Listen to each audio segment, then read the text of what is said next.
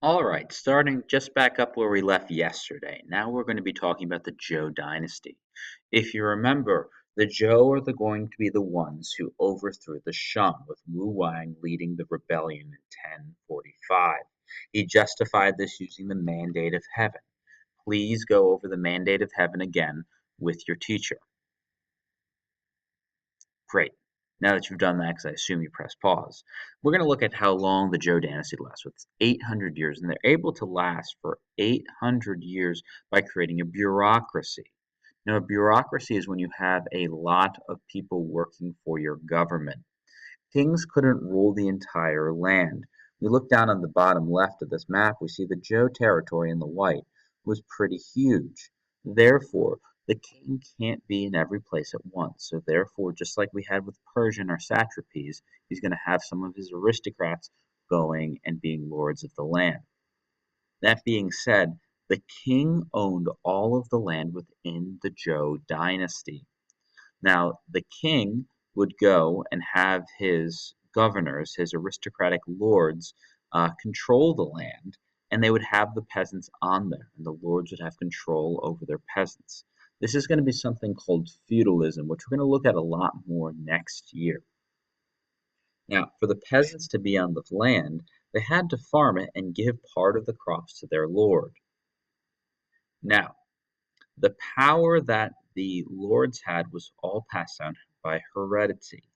Therefore, if Sariah is the lord over the land, when Sariah passes away, her child will be the next lord of that land.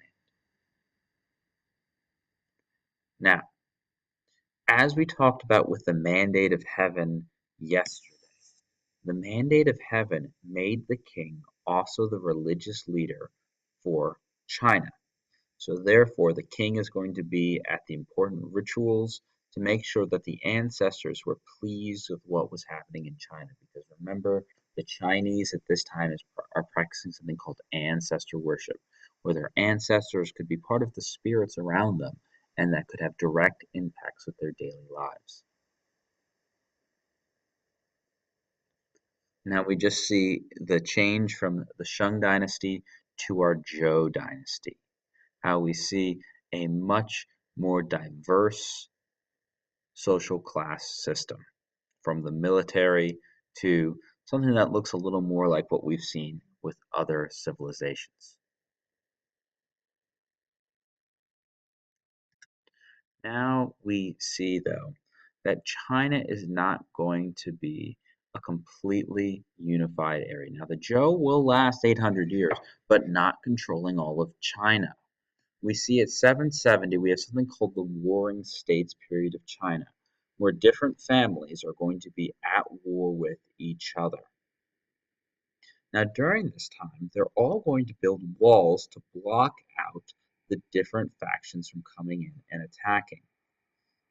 These walls are eventually going to be combined together under Emperor Qin, which we can see the Qin territory here, to create what we now know today as the Great Wall of China.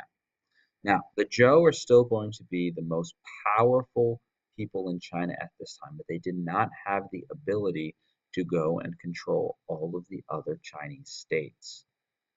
So, what happened is during this period, all of these different areas of China are going to be creating very large armies, and they're going to consist mostly of foot soldiers. These are going to be peasants that are going to be forced to fight. These soldiers are not going to be given much in terms of weapons and armor, so they were often fighting with the farming tools that they had. Now, during this time, however, we also have the invention of horses with stirrups, so people are going to be able to ride into battle. But these people are only going to be the richest of the rich fighting, which would be less than 1% of the totals. And what we're going to learn in 221 BCE, the Qin are actually going to wind up going and defeating the Zhou and eventually all of these other states. The Qin are going to be the first to unify all of China.